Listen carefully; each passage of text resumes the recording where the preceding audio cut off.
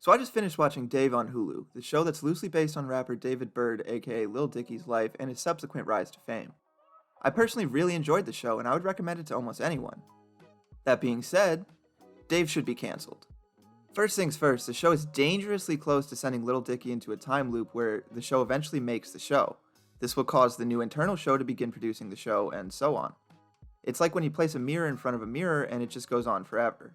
If this show isn't canceled before it's too late, then we may just lose Lil Dicky to this fate of eternally making the same show forever. No, I'm just kidding, but I do have legitimate real arguments that back up the title of this video. Dave airs on FFX and it premiered March 4th, 2020. The debut episode pulled in just under 300,000 viewers with a rating of 0.14. If Dave was able to average this 0.14 rating across the rest of the season, then it would place the show around the 169th spot nationally. Sadly, they couldn't even do that, as they would see ratings as low as 0.08 and end up averaging just a 0.11 rating for the season, with just above 200,000 average viewers at 213,000. This is a pretty awful performance, and it would put the show just ahead of Nancy Drew as the 177th most watched show in the country. To add to the poor showing, Dave ranked last on FX for original shows and pulled in lower ratings than It's Always Sunny in Philadelphia, which is oddly enough where David Burd is originally from, so it's kinda more of a personal beef than a professional one.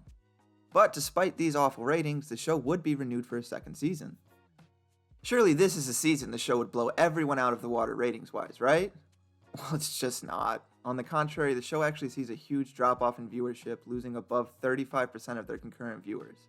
Not a single one of the 10 episodes of the second season were able to attract above 200,000 viewers, and the average was as low as 150,000 with a rating of 0.07.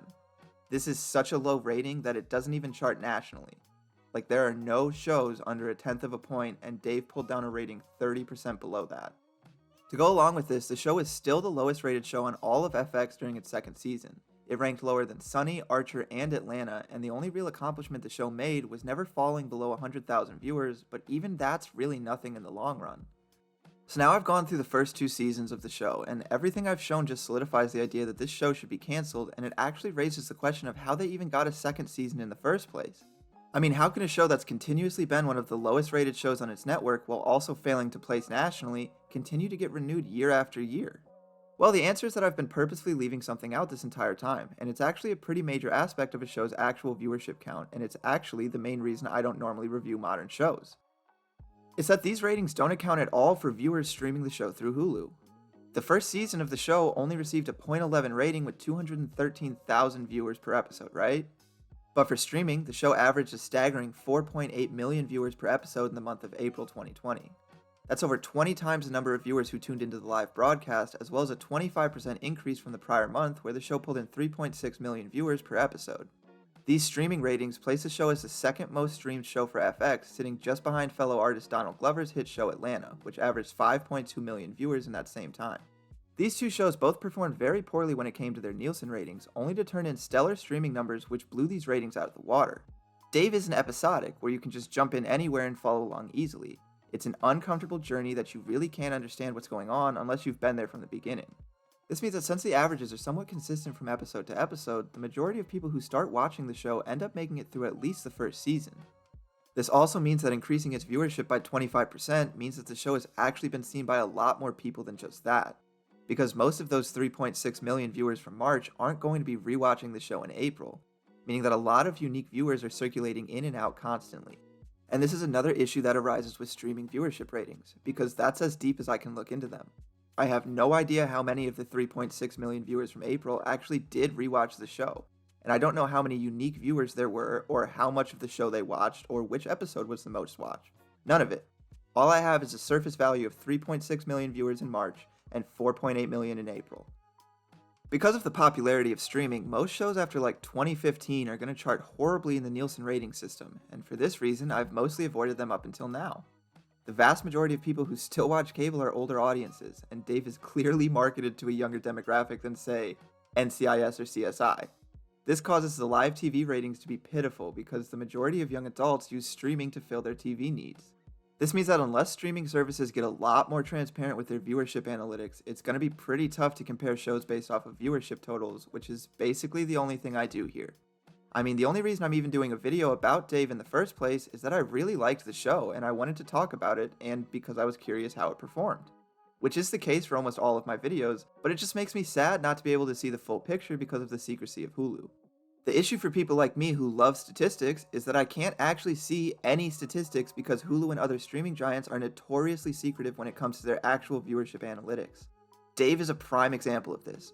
It's now September 2021 when I'm recording this video, and I still can only find articles quoting that same statistic of 4.8 million viewers from April 2020.